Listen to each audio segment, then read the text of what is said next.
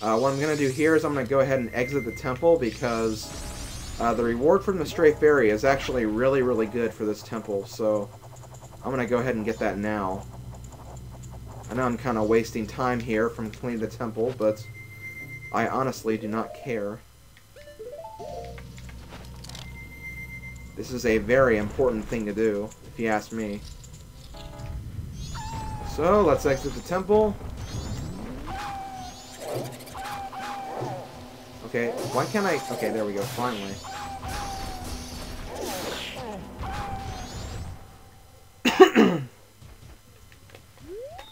Okay, so to find the stray fairy fountain, all you do is fall down here, and you should find a cave right here.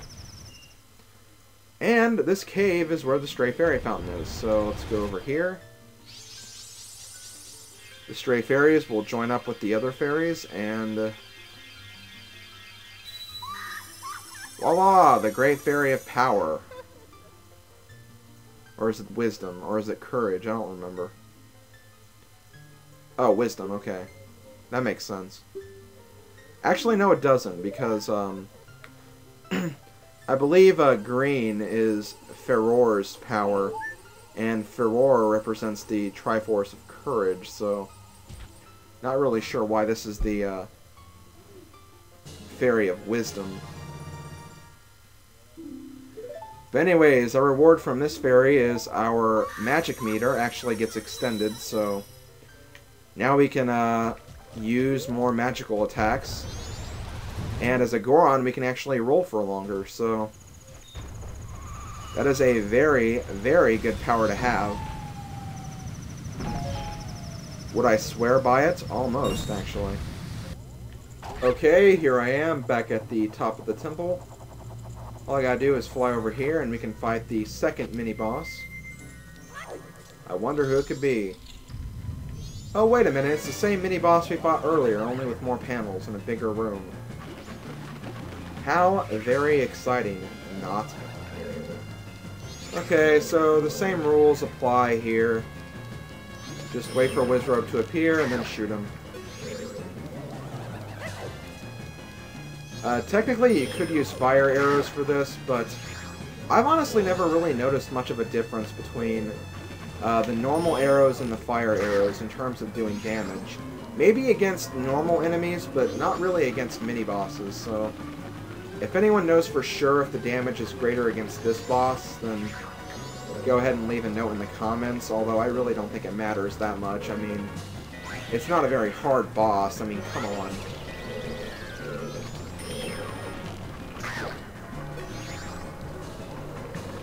In fact, a lot of people say doing it the harder way actually shows more skill than doing it the easy way, so I guess I always have that phrase going for me. Okay, I missed him that time.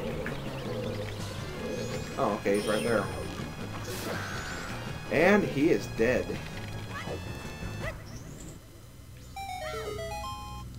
So let's go in here and get the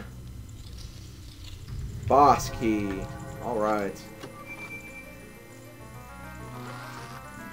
So now, you know what that means, guys. We can actually fight the boss now. So, let us go out here. Unfortunately, we have to climb up these stairs again, but that's not really that much of a hassle. Let me make sure I get the Goron mask out. And while I'm at it, I can also get prepared for the boss fight itself. That's right, you will need fire arrows if that wasn't obvious. Although, ironically, I think for the third dungeon, the dungeon item you get there actually isn't needed for the boss fight. Not very often do you see that in a Zelda game. Okay, so here we are. We're going to go inside the boss room. Dawn of the second day. Okay. That's fine. Nothing wrong with that. I can actually go pick up my sword right after this. Okay, so we have our boss right here. Unfortunately, he's frozen in a giant block of ice. So let's go ahead and let him out for no reason.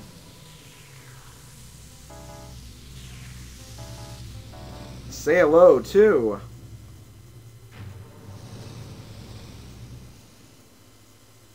Masked mechanical monster, Goht.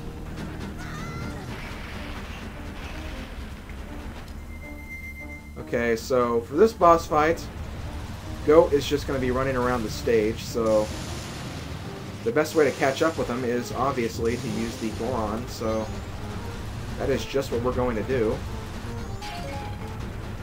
There are respawning pots across this room, so if you ever get low on your magic meter, you can actually refill quite easily. Not a very hard boss. This boss is actually kind of a joke. It can be annoying at times, especially the closer he gets to being dead, but still, it's kind of a jokish boss. It's not really hard. You won't see very many people die to this boss, if you ask me. I don't think I've ever died to this boss. I don't think really anybody has died to this boss. Unless they were just being stupid. But yeah, the more he gets damaged, the more projectiles will go back at you. Sometimes he'll throw bombs at you, which is kind of dangerous, so watch out for those. And then also he'll start, like, summoning rocks from the ceiling and stalagmites. Or no, are they stalagmites or stalactites? I think they're stalactites. Yeah, if they fall from the ceiling, they're stalactites. That's right. Okay, so I think he's starting to throw bombs at me, so we're actually getting pretty close to ending this fight. When you see the bombs, the fight's almost over, so that's usually a good indicator.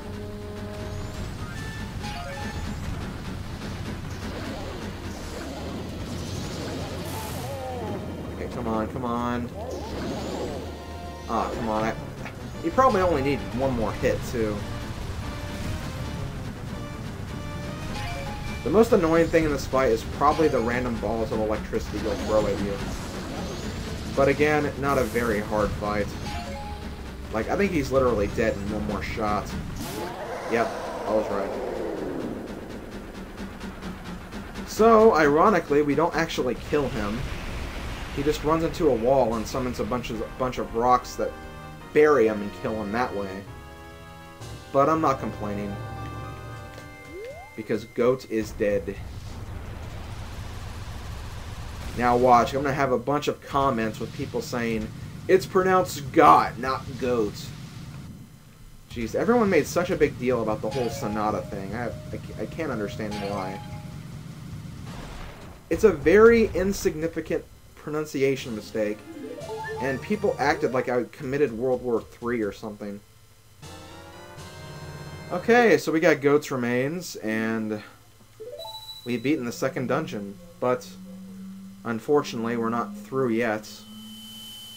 We have to have our little cutscene with the giant guys.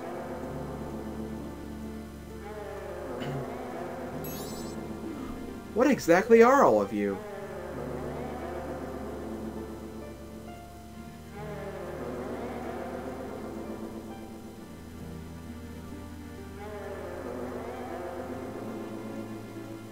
Guardians.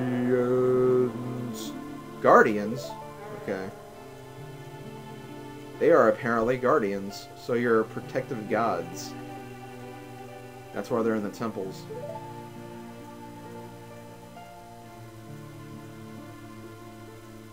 Up, he's leaving without us.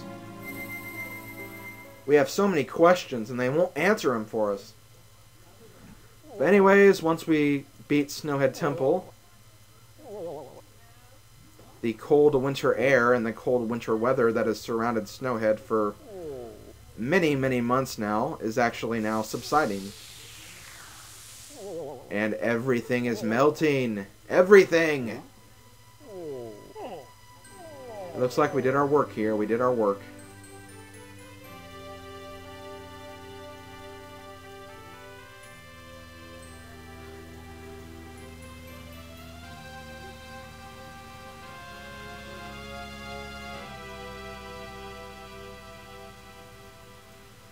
So there we go, guys. Snowhead is restored.